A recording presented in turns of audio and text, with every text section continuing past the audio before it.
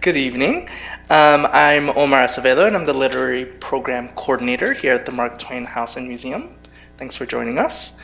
I'm happy to welcome all of you to this author talk for The Rediscovery of America, Native Peoples and the Unmaking of American History by Ned Blackhawk.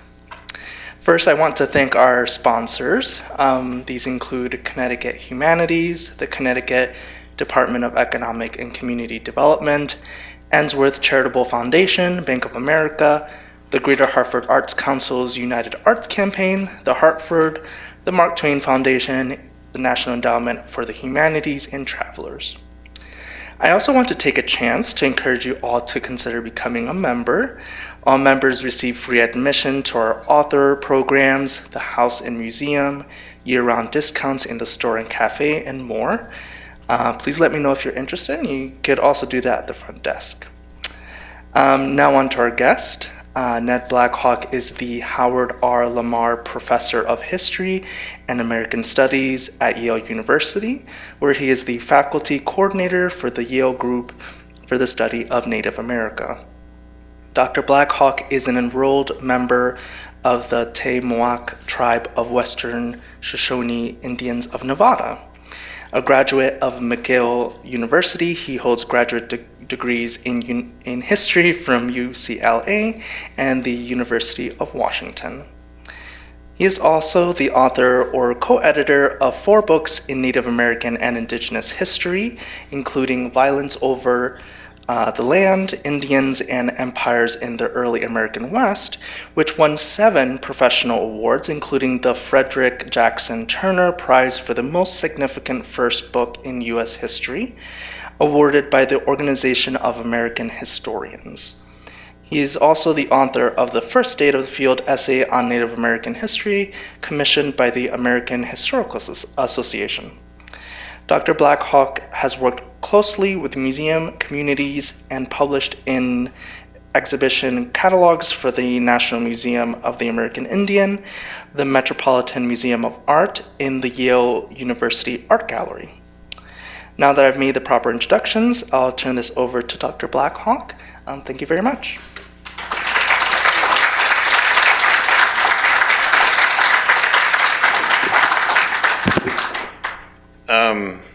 Thank you for that kind and generous introduction, Omar, and thank you all for coming. It's really my distinct privilege and pleasure to be here, and I have to extend my appreciation as well to my colleague, Carrie Driscoll, who is going to moderate a conversation about this project. So she came down very recently with some sudden health concerns that have limited her ability to participate in this evening's, what I hope will be profitable time together. But I wanted to share my appreciations to her, as well as my potential interest in returning potentially to the Twain House to have a conversation with her about Twain's visions of Native peoples more broadly. She is the author of a really seminal study of Mark Twain and Native peoples that I think would be, a helpful kind of continuation of perhaps some of the themes we might look at this evening. So thank you for the invitation and for coming. If this were, I almost felt like doing somewhat of a Twain impression or some form of a kind of physical comedic exercise coming through here, because I've had actually a very long-standing relationship with Mark Twain, as many of us have, that makes his life and legacy a bit complicated for a Native American from Nevada, where he first uses the term Mark Twain in February of 1863 during the Civil War in the Territorial Enterprise newspaper in Virginia City, which is upon the traditional homelands of some of the Western Shoshone's somewhat historic rivals, the Paiute Indians in Nevada. But nonetheless, there is a kind of long-standing kind of imprint that Twain's legacy has on really everyone who's from Nevada. or spent time there. And it's not uncommon to see impersonators, murals, his name kind of emblazoned upon the region. And I write a little bit about this in my first book, which is a history of the Great Basin, or the Intermountain West, which was obviously inspired in part by our family and tribal history therein. Because his first book, Roughing It, includes a lot of somewhat challenging representations of Indigenous peoples, both in the Great Basin, but also in Hawaii, where he leaves California for 6 months. I can't remember exactly when he leaves San Francisco, but he also goes to Hawaii at the end of the book in 1866. So those representations are hard to kind of make sense of and kind of deal with at various times. But nonetheless, his legacy and presence is so well commemorated here at this facility, which I'm just getting to know, that I'm destined to return in some form or another. So maybe with some students, colleagues, or perhaps in another more sustained, focused academic capacity like I hope to provide here this evening. So I was going to have a conversation about my new book called The Rediscovery of America, Native Peoples and the Unmaking of U.S. History, which came out a few weeks ago, and has been kind of the focus of parts of my attention for a few weeks now. And it was an undertaking of some considerable time and energy. And so I often think of it as an undertaking that began a long time ago at various earlier stages of my career and personal life. And so it's really kind of gratifying, obviously, to be at this point, to reflect on it and to think about it. It does try to do certain things, and I'm somewhat mindful of all the things it doesn't do.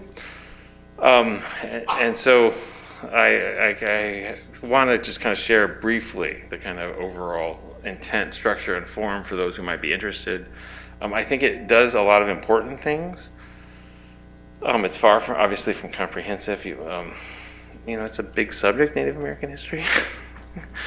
America's oldest historical field of inquiry that predates the arrival of non-Native peoples by countless generations. So this story is so fundamental to the history of North America that it will never actually be completed. It will always be an ongoing form of inquiry of various kinds. But in the same token or vein, it's been one of the least appreciated fields of American historical inquiry. And only recently, in the last maybe 15, 25 years or so, has it kind of broken into the kind of national sphere, at least within the Academy of Professional Visibility and Recognition. I call that breaking the rediscovery of America, because I think actually there's a profound paradigmatic shift that's occurred around our relationship as a nation with the Native histories of much, if not yet all, American states and regions. But a profound shift has occurred in which U.S. historians, particularly of early American history and Western American history, have rediscovered an essential element of the nation's past that has historically been either elided, erased, or misunderstood. So there's been tremendously generative academic and scholarly attention to the subject, making my work and career very kind of exciting and at times rewarding, because there's been lots of conferences and publications and opportunities for engagement that weren't present when I entered the academy a long time ago. So I like to think of myself as part of this generation that has rediscovered American history.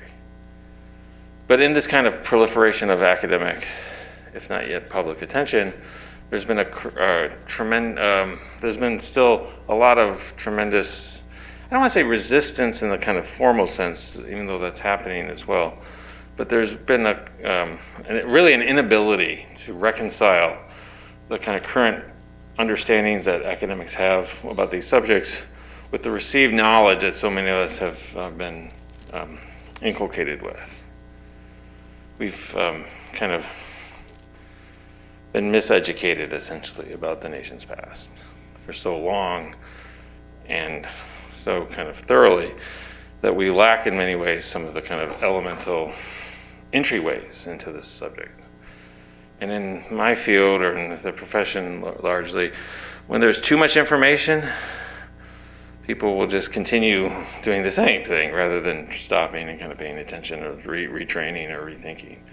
And so it's kind of the incumbent responsibility of Native American studies scholars, several of whom my colleagues from UConn have come, Andy Grande and Chris Newell are here. We're kind of all trying at various ways to break into these paradigms of received knowledge and recast assumptions about place, about nation, about what we'll call sovereignty, what constitutes this American body politic. So in that effort, I noticed a long time ago, when I'd go to my bookshelves to find an answer to a question, there weren't any answers. And I have to figure it out. One of the kind of, and then I became a teacher, and that's when this kind of project really took off, was when I realized there was nothing really good to teach undergraduates in Native American history. There's a lot of work, but you can't teach 35 books in 12 weeks or something. So you choose one or two or three, maybe, and some other things. But there's no common textbook. And the actual leading textbook is a book of documents called First Peoples by my colleague and really the dean of Native American history for the last 40 years, Colin Calloway at Dartmouth College. He edited a book in the late 90s called First Peoples, which is a documentary collection, which is good, but doesn't provide a lot of the interpretive, argumentative kind of avenues of entry that we were just discussing.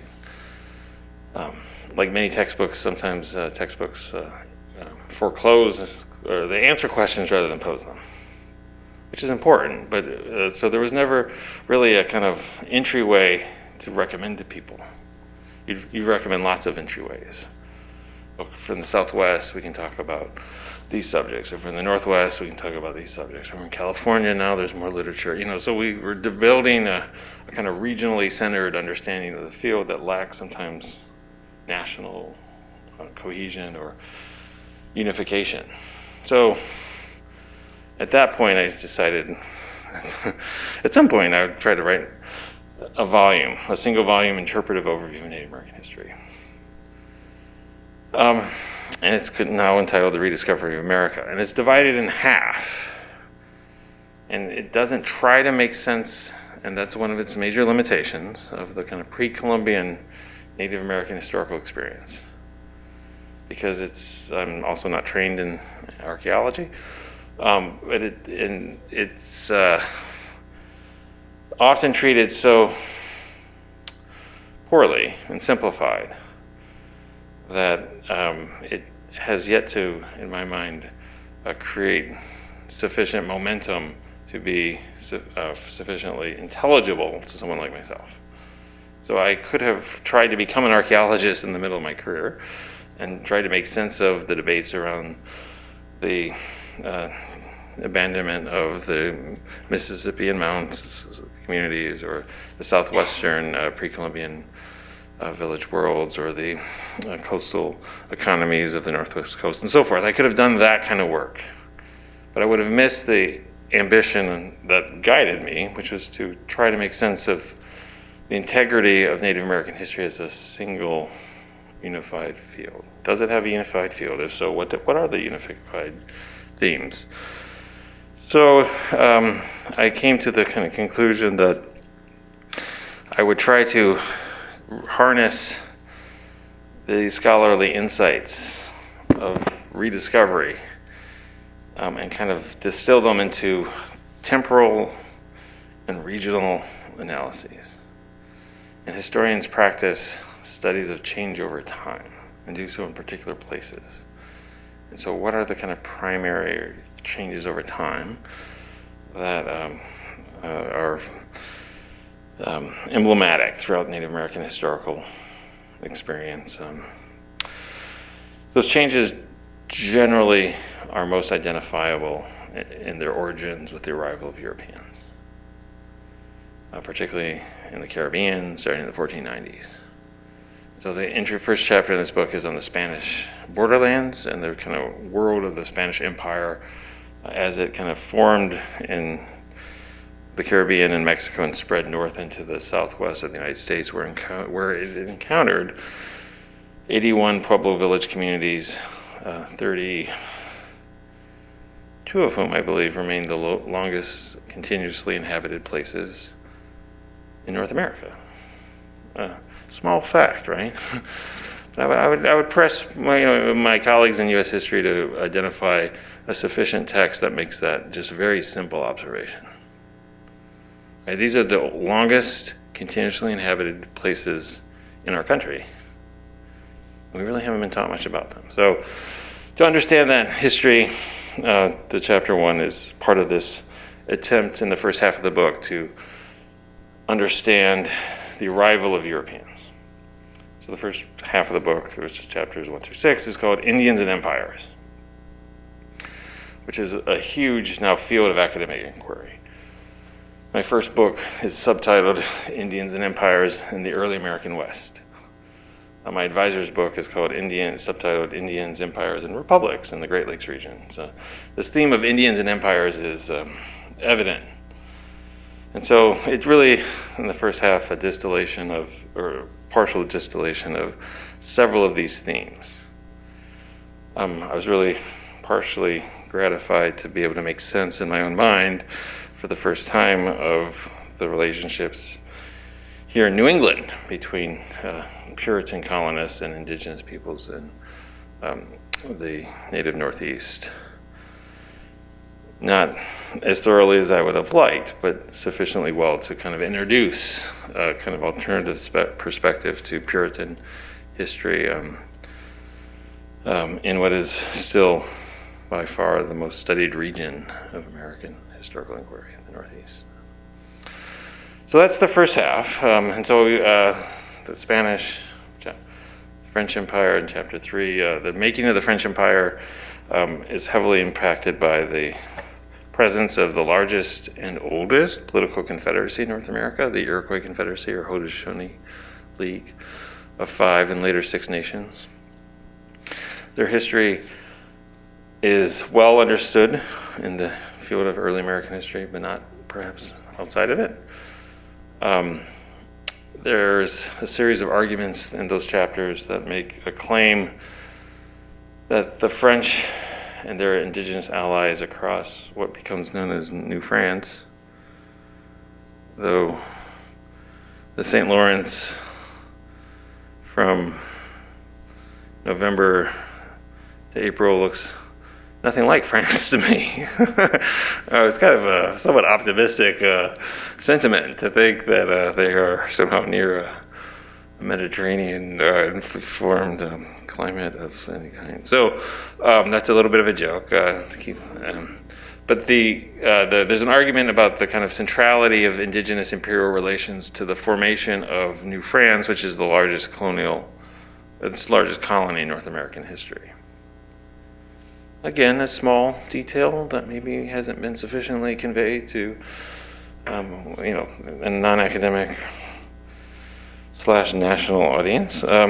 It stretched from the mouth of the St. Lawrence to trading relationships, at least along the upper Missouri with the Mandan, where French traders started arriving in the 1730s. It's like, 2,000 miles. And from the north, near Hudson's Bay, to the mouth of the Mississippi. Big empire, a lot of Indians, right? So the world of that empire has not been sufficiently recognized outside of academic circles, even within them. Jill Lepore's recent book called These Truths, A History of the United States, delegates maybe a paragraph to the French Empire in North America. I have 2 chapters, each of which is perhaps collectively 100 pages. So I'll try not to fall into some kind of academic conversation or disagreement that may not be too interesting to non-specialists. But the sentiments are still there, as you might sense. So the French Empire's imprint on North American history was deeply familiar to the founders of this republic, who rebelled against the British Empire, which had inherited the French Empire in North America at the Treaty of Paris in 1763. And Colin Calloway Dartmouth has a great book called The Stroke of a Pen. At the stroke of a pen, the British Empire in North America doubled in 1763, inheriting the former French Empire. And it's in that moment, at the end of chapter 4 and the beginning of chapter 5, that really this field's potential collective power is perhaps most, at least, identifiable or manifest.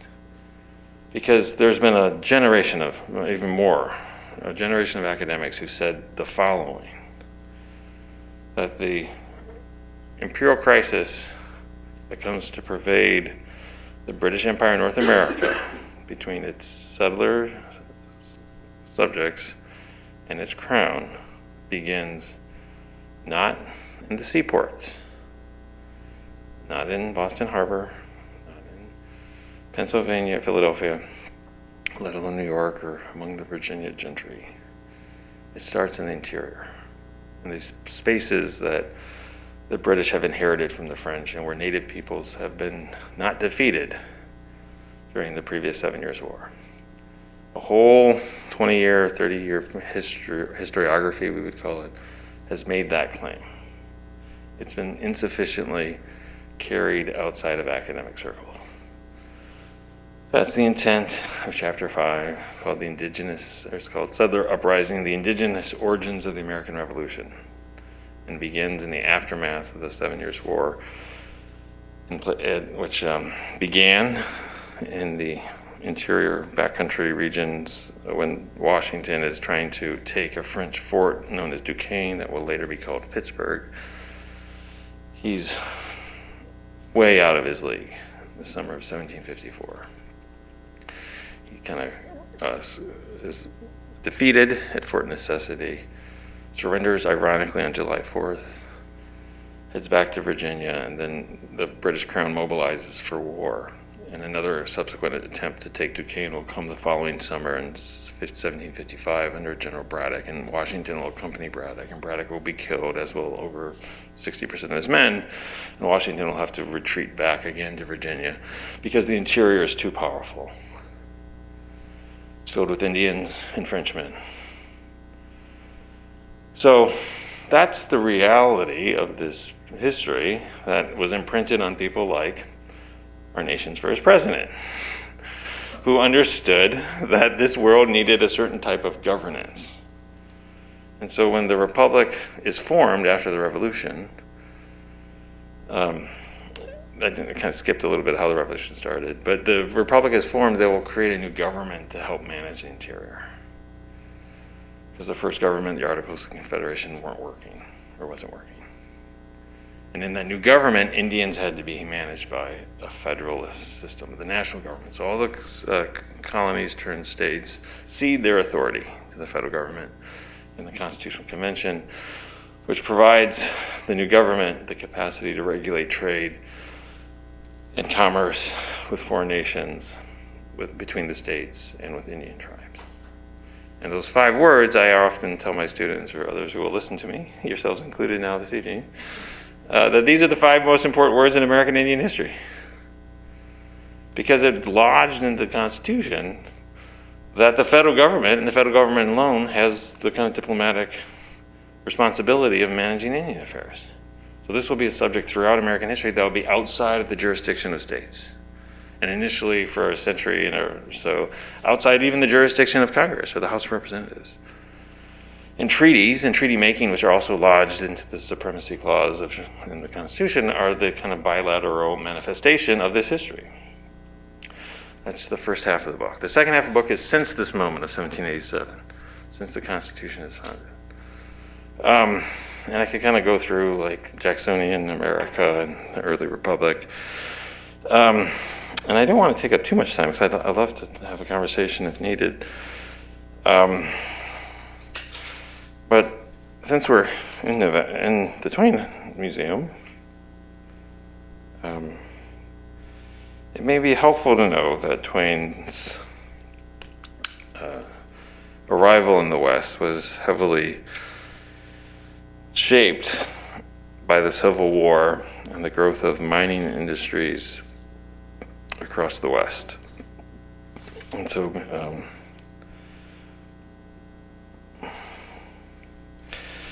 chapter, I can't remember what it is. Chapter 9 is called Collapse and Total War, the Indigenous West and the Civil War Era. And it looks at Western mining during the Civil War. And makes a series of kind of claims about how many of the Civil War's largest changes came away from the battlefield, including a uniquely 19th century form of settler colonialism, mining. With reckless abandon, miners seized lands, resources, and indigenous lives in a process of dispossession that shadowed the nation's war effort. Indeed, am I right? If I can put myself into my own presentation there. Western mining initiated a torrent of ecological changes that refashioned Native America and subsidized the Union's total mobilization for total war. So as a Native American historian and tribal member from Nevada, I'm interested in what happens during this period. Economically, mines contributed untold millions to the nation's economy. Starting in 1859, shortly after the Colorado Gold Rush, the Nevada Comstock Lode, where Twain arrives in 62, 63, he arrives in Carson City earlier, but tries speculating in the California and Sierra Highlands shortly thereafter. His brother Orion, I used to call it Orion. Apparently in Missouri it's pronounced Orion. His brother Orion had been appointed, as some of us may know, by the Lincoln administration, the territorial secretary for the new Nevada territory. And Orion is very active in the state's efforts, or the territory's efforts to become a state. And there is an untold history of the Clemens brothers that I don't know if I'd ever have the capacity to research, but I'm intrigued by this moment of statehood that's occurring in Nevada, which becomes the Silver State, as many of us may know, in 1864. So, starting in 1859, Nevada's Comstock Lode produced $292 million in its 2 decades of operations, with $30 million generated in 1864. Those are in monetary terms of the time, which I don't have like a easy Google access here, but if you did a kind of Google calculated estimate of what 292 in 1860 or 330 million in 1864, it's a lot of money, right? Arizona to the south, its mines, according to a political leader in the region, were, quote, unsurpassed in richness, number, and extent by any in the world. Most Western territories, in fact, witnessed not one but multiple gold rushes. Colorado, Montana, and later Wyoming had 40 among them. Banks, newspapers, post office, bars, hotels, casinos, and other services followed as white men from across the continent flooded west. This mining deluge shaped the fortune of a generation of young men, including America's most famous writer, who headed west during the war. Leaving Missouri for Nevada was, quote, the turning point of my life, remarked Samuel Clemens in 1910. One determined, as he wrote, by circumstance, after, quote, my brother Orion was appointed secretary of the new territory of Nevada. This is from his recently published autobiography, or released.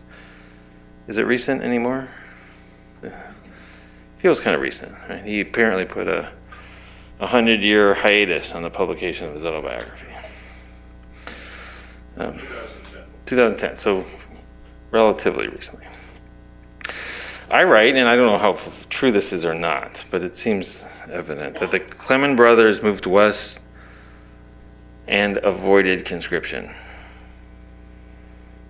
They left Missouri, a divided border state, in the summer of 1861 and crossed the continent via stagecoach. They arrived at the eastern slope of the Sierras, where Orion worked to facilitate Nevada's transition to statehood. The younger Samuel assisted as best he could. As territorial leaders debated the terms of potential statehood meetings held in Carson City, Samuel hauled wood with local Paiute laborers. His future, however, was not in politics or mining. I could not endure the heavy labor, he wrote in his autobiography. I could never learn to swing a long-handled shovel. Samuel's future was in printing, which had been one of his earliest trades. Moving to Virginia City, home of the Comstock Lode, Clemens worked at the Territorial Enterprise.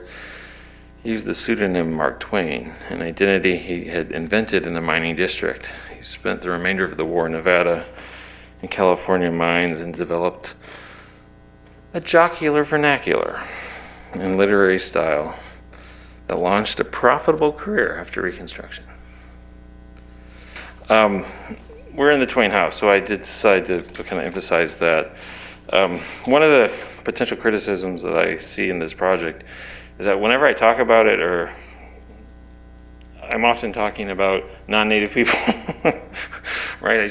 We just talked a little bit about mines and Mark Twain and George Washington, so one of the concerns that I want to kind of remedy with that recognition is to highlight Native American reactions and responses and activisms to these challenges, which is easier done in certain periods of time than in others. So the last two chapters of this book kind of move past somewhat familiar paradigms of American Indian history. The Civil War includes sets of state-driven campaigns against Native peoples. The largest mass execution in U.S. history at Mankato following the Dakota War of 1862. The California campaigns that spill over into the Southwest and the Great Basin, as well as onto the plains at places like Sand Creek. The Long Walk of the Navajo, their internment for 4 years at Fort Sumner along the Bosque Redondo, and their inability to return to their homelands following the campaigns of Christopher Carson. Those are the familiar dimensions of portions of Native American history that one could find in Bury My Heart at Wounded Knee or other places. There's a period also about the growing power of the federal government, the removal of Indian children from their homes as part of an assimilation campaign, as well as the subdivision of reservation lands during a policy known as allotment. Chapter 10, I like to think, is compactly titled, that may hopefully carry a certain level of resonance. It's simply titled, Taking Children in Treaty Lands. Because that's what the federal government does during Reconstruction afterwards. It takes children and takes their treaty lands. So these are the somewhat familiar themes of Native American history that set a prelude, I hope, for a slightly more focused effort on Native American activists, intellectuals, thinkers, community leaders who are struggling very heavily to make sense of what to do in this incredible transformative challenge that has not quite, but nearly destabilized their lives entirely. And so this then is a theme of what we call reservation era historiography. How destabilized are these communities? Some emphasize resiliency, endurance, adaptation. Others highlight extraction, destabilization. So those are the kind of debates that are also kind of filtering around these subjects. So I tried to kind of make sense of Native American intellectual and political activist responses to these. And so chapter 11 is entitled Indigenous Twilight at the Dawn of the Century, Native Activists and the Myth of Indian Disappearance. It kind of opens with the very familiar, I think, understandings of how many historians, anthropologists, writers, fair organizers, early American photographers, artists, university leaders, museum directors, everyday people were convinced that Indians were disappearing. And it's no coincidence, and it's linked to the pattern of the federal government's assimilation efforts. There was a widespread kind of consensus that Native peoples would not survive into the modern American Republic. That's a theme that many contemporary Native Americans are still dealing with and trying to challenge. So it's not uncommon to hear people say, we're still here, exhibits. And so one of the really nice things about the new hardback, which I'd only seen in galley proofs, is that we're able to put maps on the front in papers. I worked with some students during the pandemic to finish these maps, and I couldn't find a map of contemporary Native and federally recognized Native nations and lands in the contiguous United States. And was able to draw upon a series of maps to fashion one. And so you can't see from a distance. Hopefully you might take a closer look. But there are hundreds of contemporary state and federally recognized Native nations and lands in the contiguous United States. So the maps in the book kind of makes one of the arguments of the book more broadly in some form. But these ideologies of indigenous disappearance remain so pervasive that arguing against them was often futile. Even seemingly positive commemorations often offered variants on this pernicious dogma.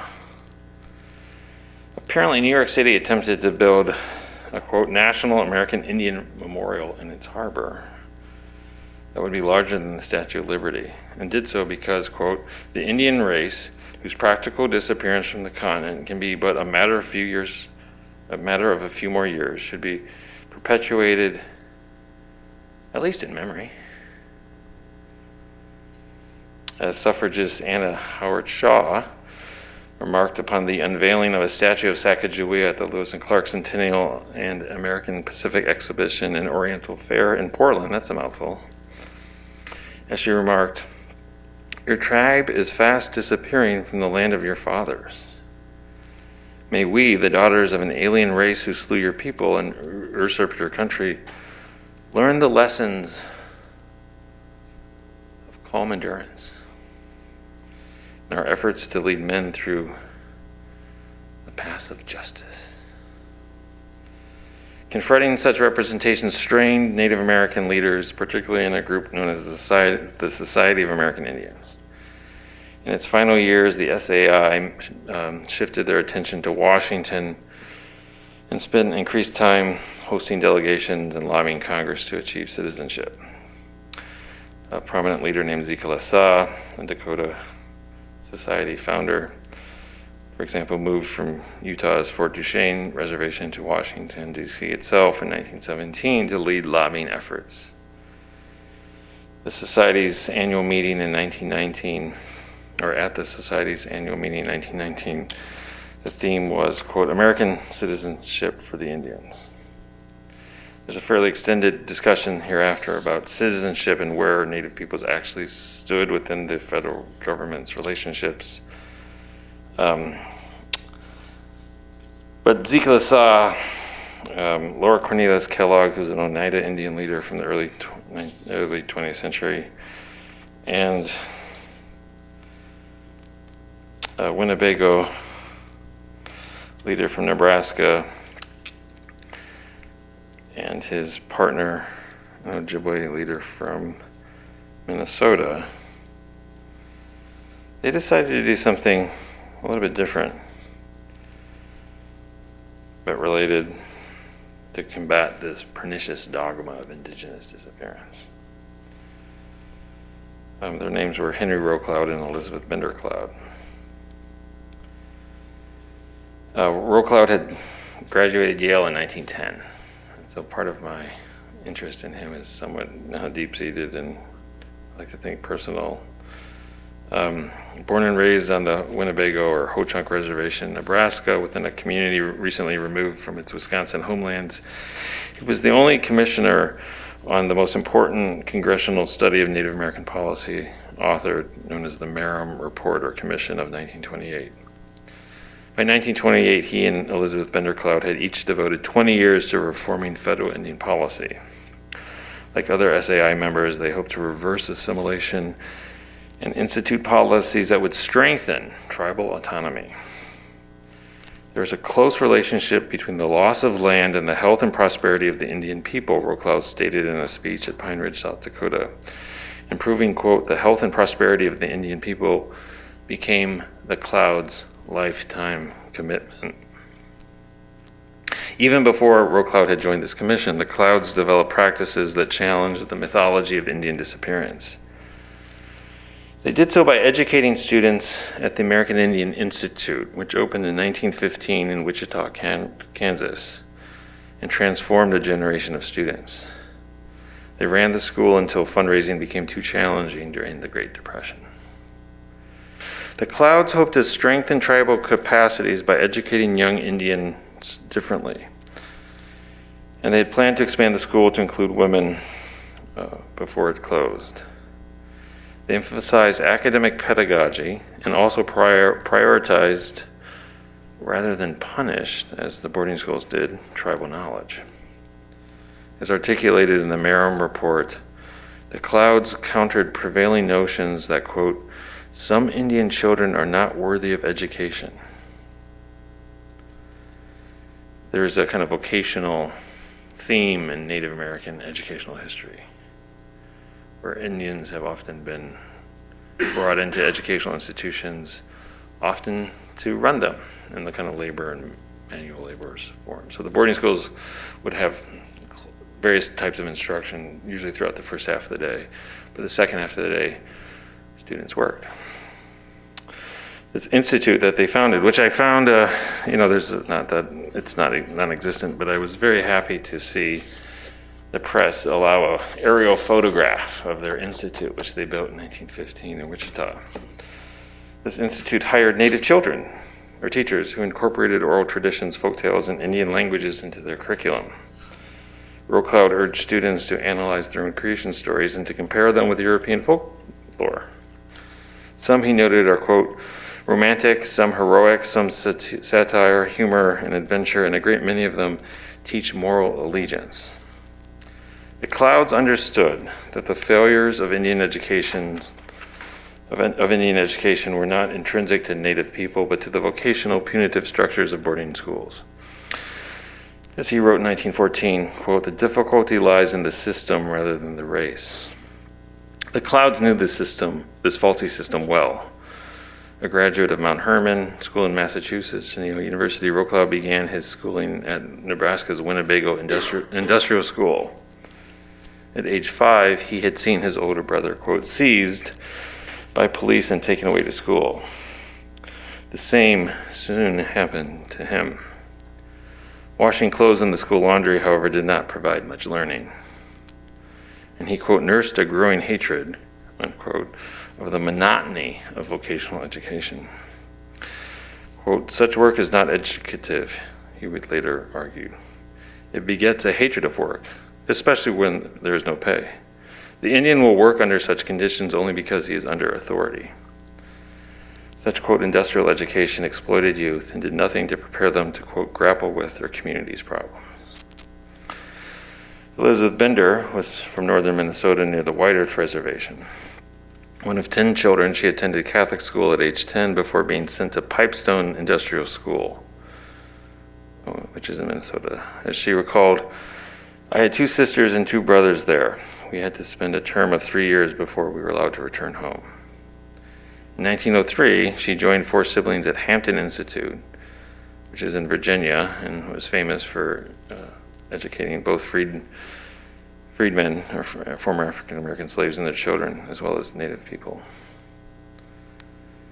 While each had spent time in faraway institutions, the Clouds maintained ties to their families and tribal communities. They returned in summers and whenever they could. They also became devoted to other Native peoples in their new environments. They hoped to form what one scholar has termed hubs for intellectual and social development, using new social relationships in their advocacy. I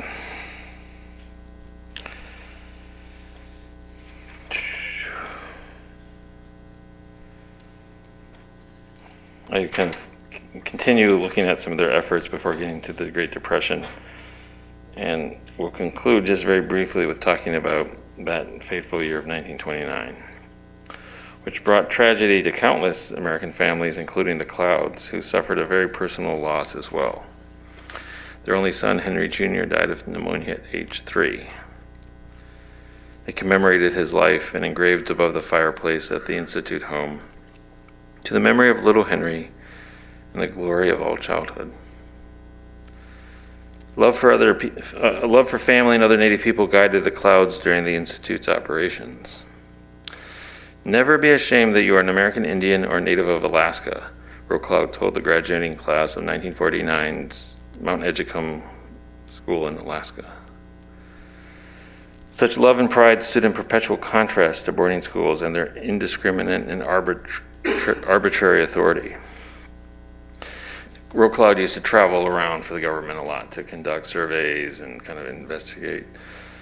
And he also lobbied, some of us might know about the Indian Reorganization Act. He also often lobbied for its approval within reservation communities.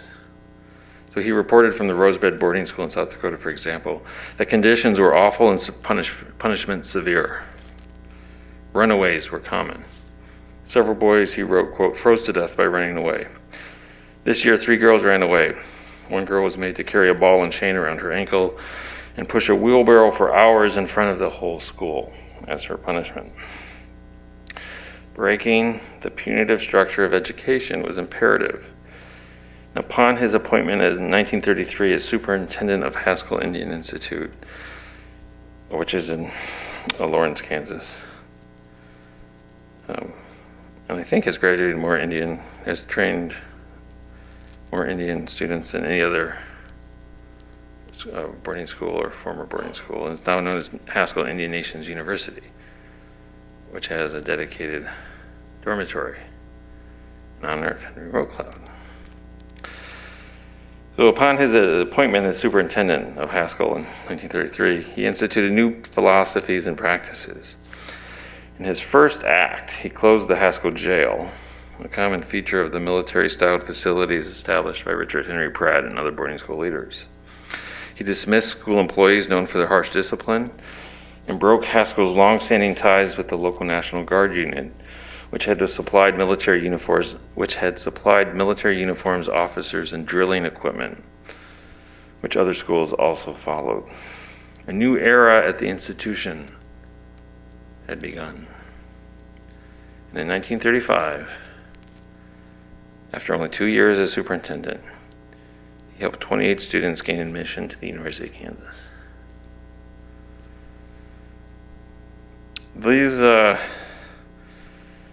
kind of somewhat quotidian, individualistic kind of portraits of individuals confronting these ideologies, these policies, are kind of continued throughout the 30s, throughout the Second World War, particularly into the Cold War era, where a new kind of assimilative policy known as termination is instituted by the federal government to break up reservations, send families and young people away through a one-way migration practice known as relocation, and essentially to get out of the business of Indian affairs, to solve the Indian problem once and for all. That's chapter 12.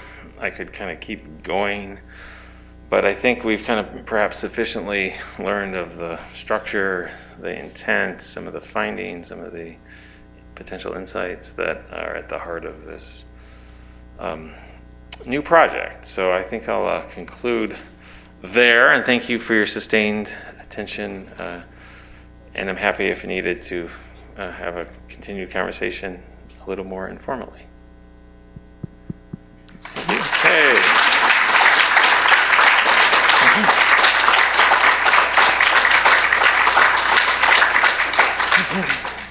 Ned, do you want to take any questions? We have a few minutes. I'm happy to. I know we come at this subject from varying levels of familiarity and/or awareness, but I'm happy to hear any potential reactions and/or answer any questions. Here's a question. Oh.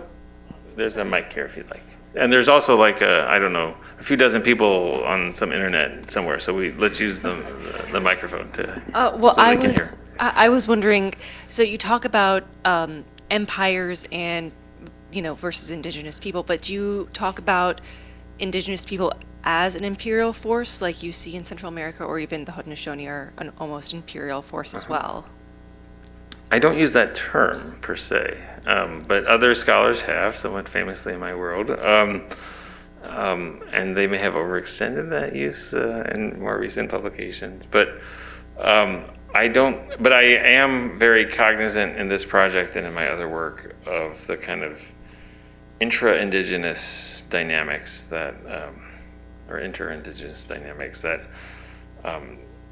Are also at the heart of this subject. So even though the vast preponderance of this book studies the relationship between indigenous peoples and either European empires and or the American nation state, there's somewhat of a heavy influence, or there's a heavy, influence isn't the right word, but there's a heavy emphasis on the tensions between and within regional Native communities. And so I could give some examples but in the north, among the Iroquois, for example, the French are allied with the Iroquois' historic enemies, the Montagnais and other Algonquin-speaking peoples, who enlist the French very quickly in military campaigns against the Confederacy, particularly the Mohawks, who are the eastern door of the Iroquois Confederacy. So in 1613, there's a famous print of Champlain's battles against the Mohawks that are done in some of his published works. And so and some scholars call this a relatively quiet period of Iroquoian history because they realize that they're not actually positioned well to take on the French and their Indian allies anymore in battle. I think someone calls them the quiet years, a guy named Bruce Trigger. But the Iroquois then start doing other things much closer to here. They start monopolizing the Dutch fur trade for themselves, driving other regional peoples, some Algonquin speaking, from western Massachusetts and New England away from the Dutch at the Dutch trading posts along the Hudson. And so very quickly the Iroquois through the Mohawk are able to monopolize the Dutch and then return to New France armed with better guns than actually the French have, because the Dutch are less uncomfortable trading guns with Indians than the French ever were. And so then a series of incredibly violent and protracted campaigns redefine Eastern North America from roughly 1635 to 1670, 1680, that are very, very far-reaching. So this chapter 3, which is entitled The Unpredictability of Violence, which is intending to say, yes, these are violent histories, but no, they were never ordained to be, predetermined.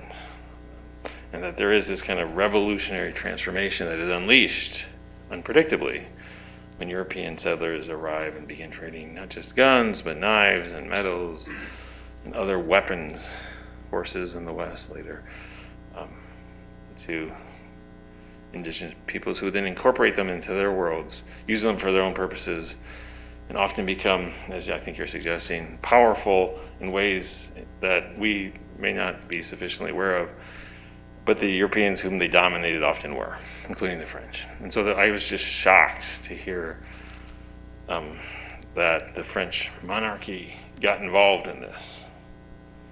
My sense from being educated in these subjects is that these are not great powers subjects. These are social histories. These are community studies. These are, small, essentially, historical subjects.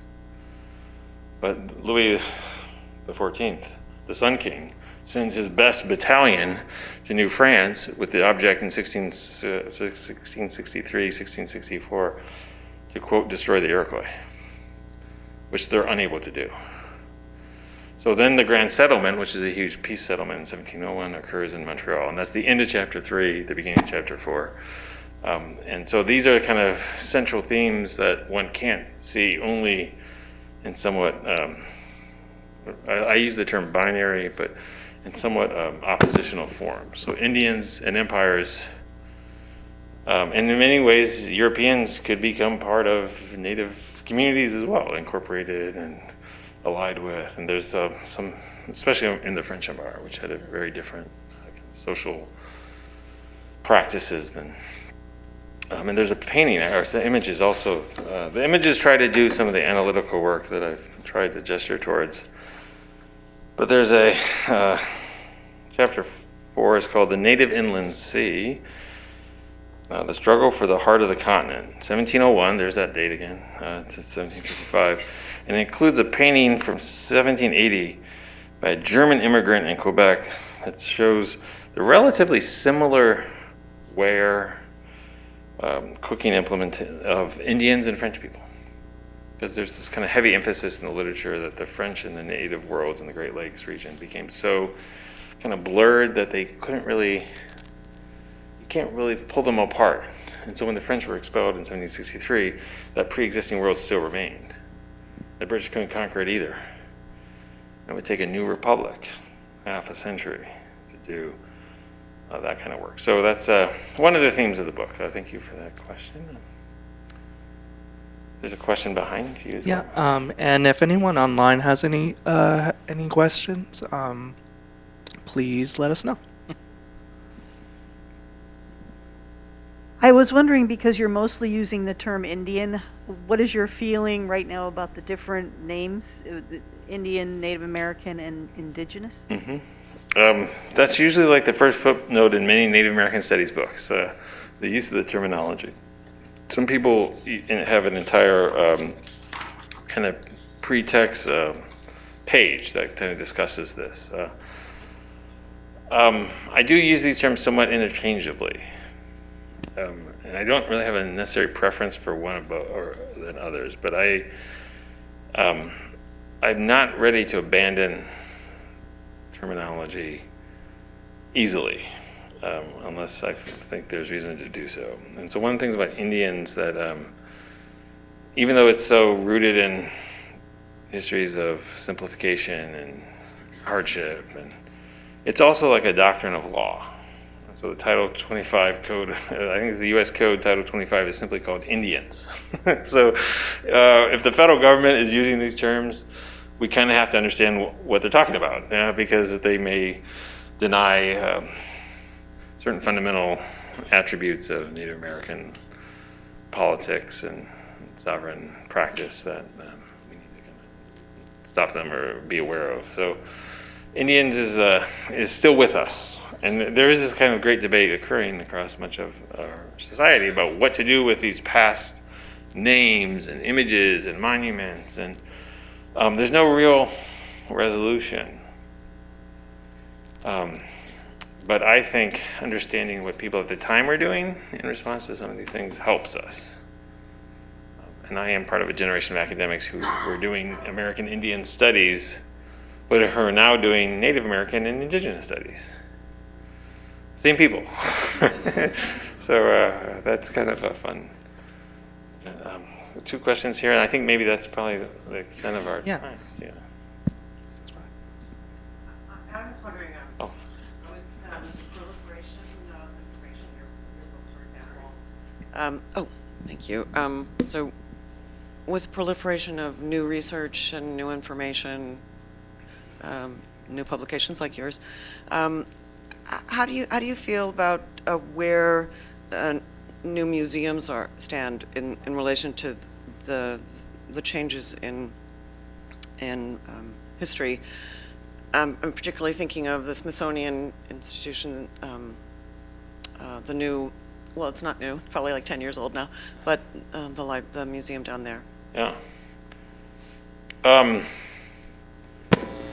a great question. And sitting in the museum as we are, we, I think, understand the kind of vital role that these civic institutions kind of play in American life, and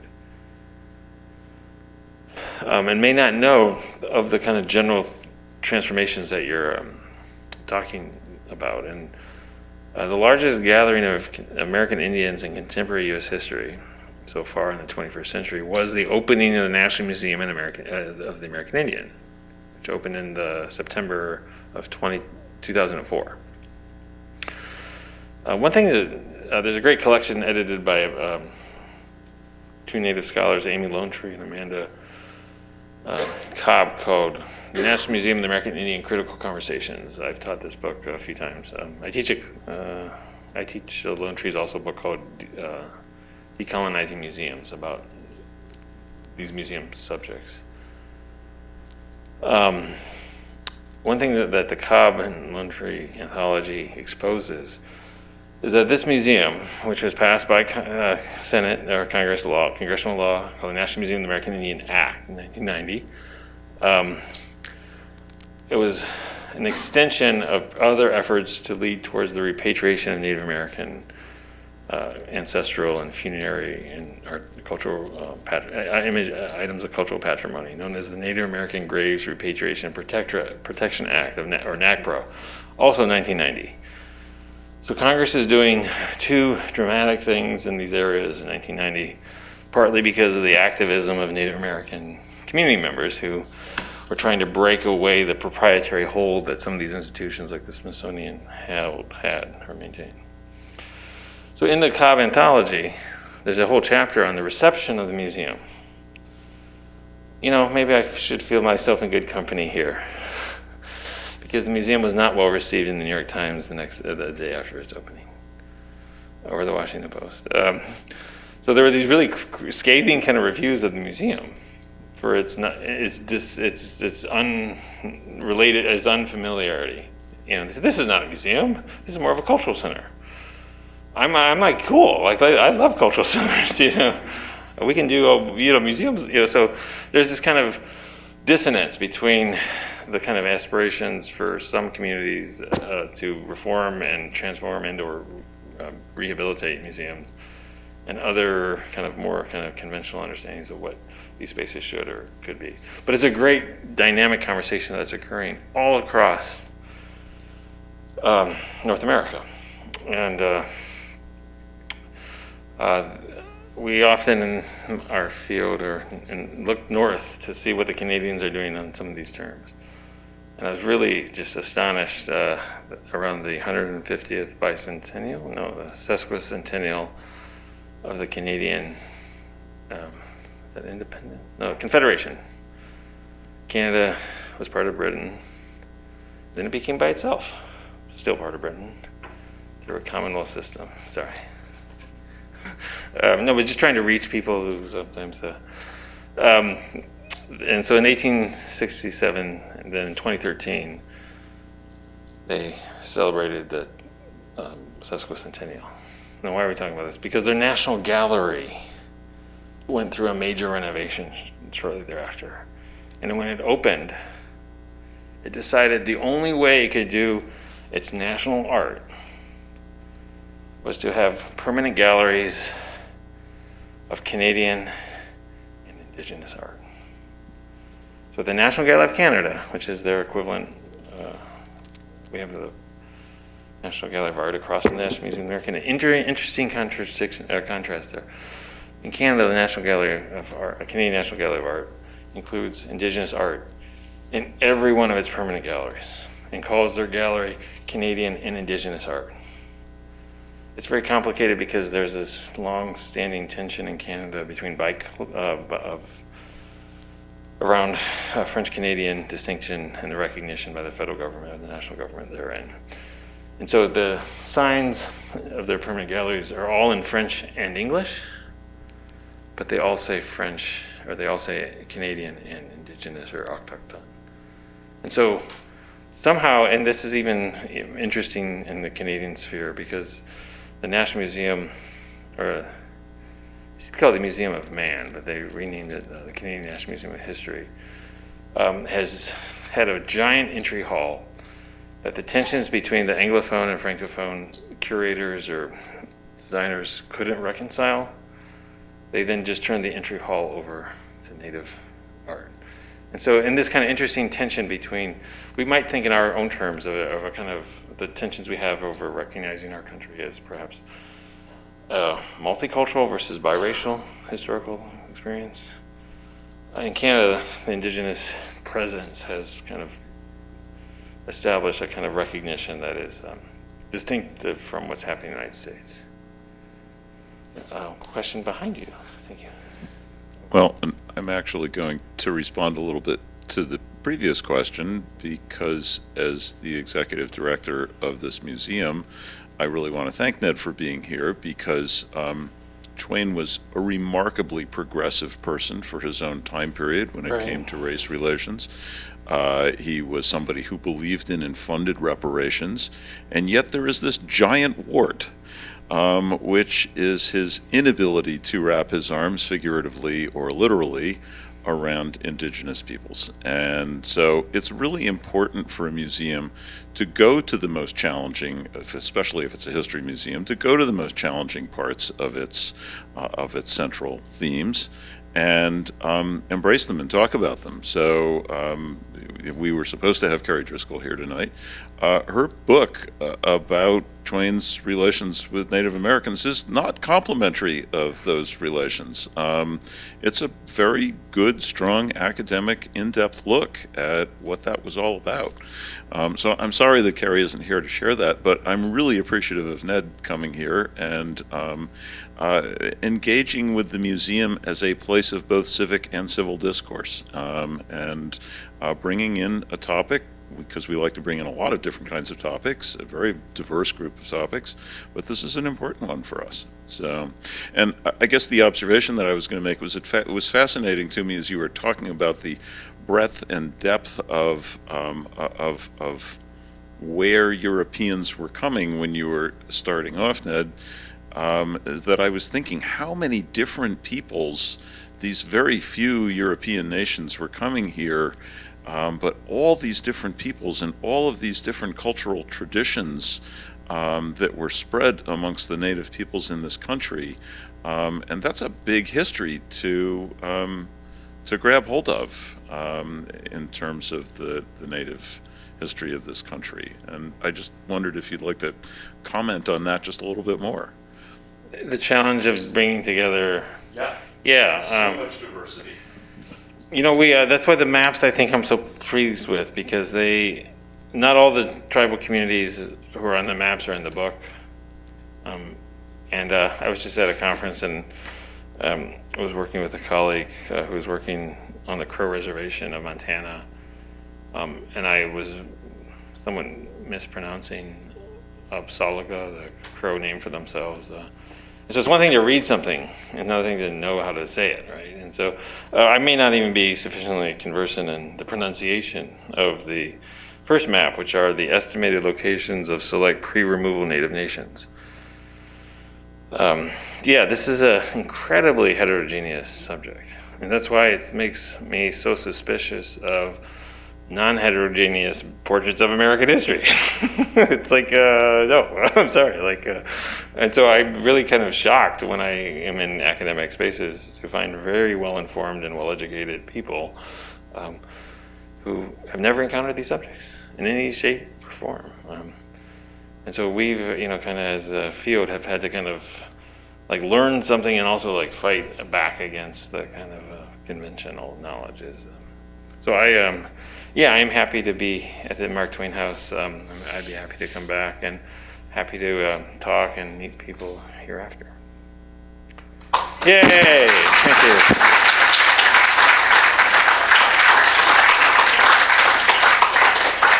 Thank you so much, Ned. The book is available for purchase at the museum store, and Ned will be signing books. If you're online, please purchase the book through our museum store online. Thank you so much. Yay.